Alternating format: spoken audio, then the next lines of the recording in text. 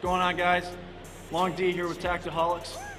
I'm here with Henry at Wisconsin Firearms Training Center, and we're checking out the Glock Gen 5. Need to explain, my baby changing the wheel. Inside the side, you haven't seen inside is something that's real. I rock a box with a sturdy diesel, got a MasterCard and a Visa. My art is like Mona Lisa, so hard that I lost my keys. With love from my friends and support from a lot of people, we wouldn't have made it. We feed each other, we all are equal. Not me that had changed, I didn't change for the dollar. So, after shooting it a couple days ago and shooting it today, my final takeaway, this gun works. It feels like a much smoother weapon than the Gen 4, the Gen 3.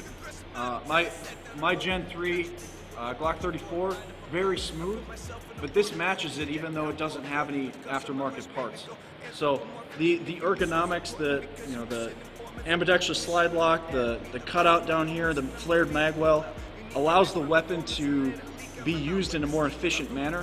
And honestly, this is an improvement. I've never enjoyed Glock sights, and that would be the only thing that I would love to upgrade on the Gen 5. But to be perfectly honest, it's a great gun, especially for the money that they're asking for right now at WFTC. And now, over to Gunslinger. He's going to tell you all about the specifications and the new updates. All right, guys, so as Long D said, the Gen 5 Glock, both 17 and 19, come with a variety of upgrades over the previous models of Glocks. First off, we're going to look at one of the most obvious when you just glance at the gun, and that is the NDLC coating.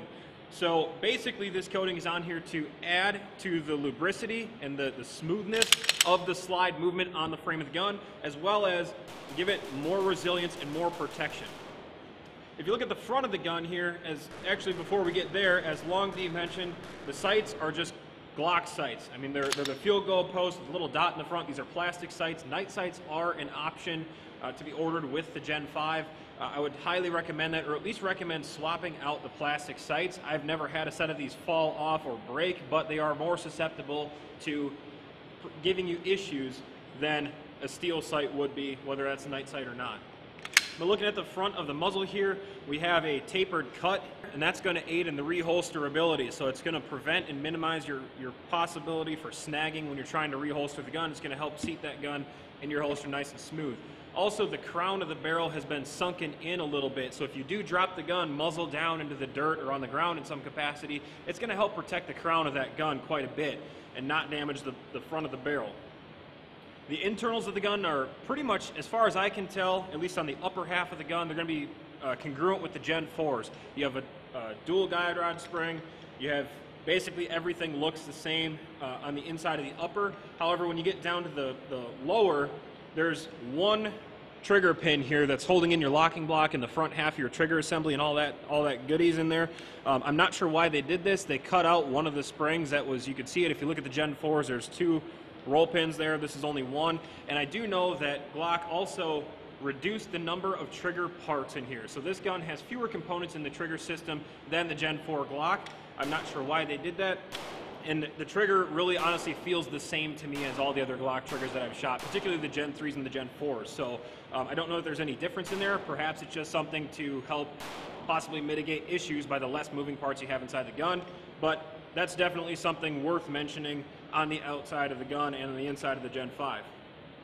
Ambidextrous slide stop here, that's definitely a nice feature for both right and left-handed shooters if you do share this gun with your significant other or a friend, and certainly for one-handed manipulation or emergency manipulation, it's nice to have ambi control. So it's good to see Glock kind of catching up with the rest of the market, because a lot of the other striker-fired defensive-oriented guns out there are already running ambi control, so I'm glad to see that hit the market. Moving down, you have a magazine release.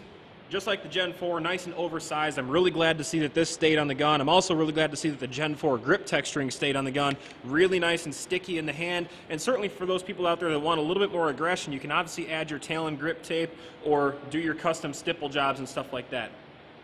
Looking at the front of the front strap of the gun, I should say, there's a small scallop cut out here, which is going to make it really nice for any type of malfunction when you need to strip the magazine out. And that's also been one of my personal points of contention against the Glock magazines, was the way the base plate sits underneath the frame of the gun. You don't have much to grab onto if you do need to rip the magazine out, so it's really nice that the Gen 5s give you a cutout right there.